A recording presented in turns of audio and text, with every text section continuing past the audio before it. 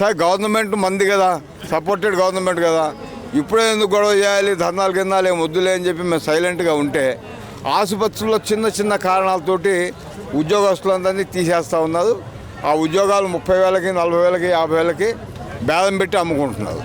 ఇప్పుడు ఈ కార్మికులను డ్యూటీకి తీసుకోవట్లా, ఇది ఒక అన్యాయం. కాబట్టి ఇప్పుడు 15 జీవో నంబర్ 60 యాజ్ ఇట్ ఈస్గా అమలు చేయాలి పూర్తి స్థాయిలో. కాంట్రాక్టర్కి వాళ్ళు డబ్బులు ఇస్తే కదా కాంట్రాక్టర్ మీద చర్యలు తీసుకోవడానికి.